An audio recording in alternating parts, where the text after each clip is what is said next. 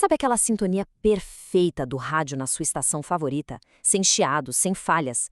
Pois é, por trás disso existe uma peça de engenharia genial, uma coisinha que literalmente mantém boa parte do nosso mundo em sincronia. Vamos entender como ela funciona? Olhando assim, parece só um emaranhado de fios e componentes, né? Mas escondido aí dentro desse rádio clássico, em um monte de outros aparelhos, tem o circuito que age como um coração. Ele gera um pulso eletrônico estável, confiável, é o verdadeiro batimento cardíaco da tecnologia. Então, o nosso roteiro de hoje vai ser o seguinte: a gente vai entender por que esse batimento cardíaco é tão importante, quais são as regras para ele funcionar, qual era o problema do circuito antigo e como uma solução incrivelmente simples resolveu tudo.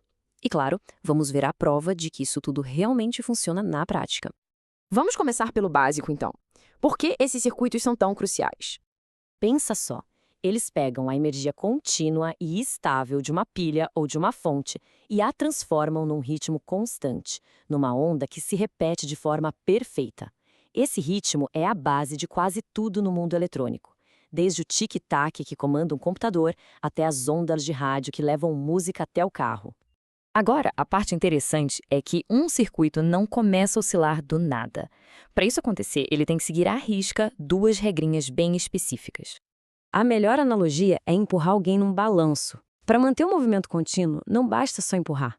É preciso empurrar com a força exata, o que a gente chama de ganho, e no momento perfeito, que é a fase. Nem mais, nem menos e sempre na hora certa. E é exatamente isso que estes gráficos estão mostrando. A curva de cima representa o ganho, a força do empurrão, e a de baixo, a fase, o tempo certo. Onde as duas condições se encontram, ali. Ali é o ponto mágico onde a oscilação acontece. Se o sinal volta fraco demais ou fora de sincronia, é como empurrar o balanço na hora errada. O movimento simplesmente para. Bom, agora que a gente já sabe as regras do jogo, vamos ver um design bem comum e o probleminha que ele tinha.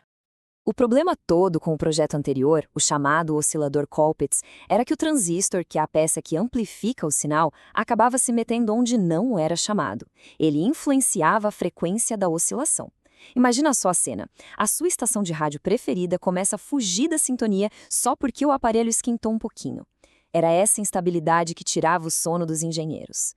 E esse desafio ficou no ar até 1948, quando o engenheiro apareceu com uma modificação que era, ao mesmo tempo, ridiculamente simples e extremamente poderosa. Foi o engenheiro americano James Kilton Clapp. A mudança que ele propôs se tornaria, mais tarde, um dos pilares da engenharia de radiofrequência. E aqui, gente, é o grande momento, o momento eureka. Dá uma olhada nesses dois circuitos. O da esquerda é o Colpitts, o antigo. O da direita é a solução genial do Clapp. A diferença? Uma única pecinha. Tá vendo ali? Ele só adicionou um pequeno capacitor, o C3, em série com o indutor. Foi só isso. E essa simples adição foi uma verdadeira revolução.